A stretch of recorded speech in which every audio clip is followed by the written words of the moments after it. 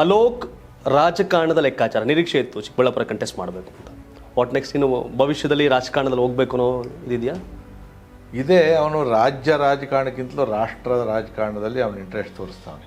ಯಾಕಂದರೆ ಅವನು ನನ್ನ ಎಜುಕೇಷನ್ನು ನನ್ನ ಇದು ಪಾಲಿಸಿ ಏನಿದೆ ಅದು ರಾಷ್ಟ್ರ ರಾಜಕಾರಣಕ್ಕೆ ಬರಬೇಕದು. ಯಾಕಂದರೆ ದೇಶಕ್ಕೆ ಸಂಬಂಧಪಟ್ಟಂಗೆ ಪಾಲಿಸಿ ಮಾಡಬೇಕಾದ್ರೆ ವರ್ಲ್ಡ್ ಎಕಾನಮಿ ಬಗ್ಗೆ ಅವನ್ನೆಲ್ಲ ಮಾಡವನೆ. ಇವನು ಲಂಡನ್ ಸ್ಕೂಲ್ ಆಫ್ ಎಕನಾಮಿಕ್ಸಲ್ಲೂ ಅವ್ನು ಓದಿರೋದವ, ಅಲ್ಲೂ ಓದವನೆ. ಸೊ ನಂದೇನಾದ್ರೂ ಅನುಕೂಲ ಆಗಬೇಕು ಅಂದರೆ ಕೇವಲ ನಾನು MLA ಆಗಿ ರೋಡು ರಸ್ತೆ ಪಸ್ತೆ ಇವು ಮಾಡ್ಕೊಂಡಿರೋದಕ್ಕಿಂತಲೂ ನನಗೆ ಅಲ್ಲೂ ಹೋಯ್ತು ಅಂತಂದರೆ ನಾನೊಂದು ಸ್ವಲ್ಪ ಕೆಲಸ ಮಾಡ್ಬೋದು ಅಂತಕ್ಕಂಥದ್ದು ಅವ್ನಿಗೊಂದು ಇರ್ತಕ್ಕಂಥದ್ದು. ನಾನು ಹೇಳಿದೆ ನಿಂಗೆ ರಾಜಕಾರಣದಲ್ಲೇ ಬರಬೇಕಾದ್ರೆ ಸ್ಥಳೀಯ ಚುನಾವಣೆಯಲ್ಲಿ ನಿಂತ್ಕೊ ಅಂತೇಳಿ ಅವ್ನಿಗೆ ಇಂಟ್ರೆಸ್ಟ್ ಇಲ್ಲ. ಅವನು ನಮಗೆಲ್ಲ ಲೋಕಸಭಾ ಅಂದರೆ ಆಗಲ್ಲ, ನಮಗೆ ಅಲರ್ಜಿ. ನಾವು ಜನಗಳ ಮಧ್ಯೆ ಇರಬೇಕು, ಕೆಲಸ ಮಾಡ್ತಾ ಇರಬೇಕು, ಬೈತಾ ಇರಬೇಕು, ಬೈಸ್ಕೊತಾ ಇರಬೇಕು, ಇದು ನಮ್ಮದು. ಅವ್ರದ್ದು ಹಂಗಲ್ಲ.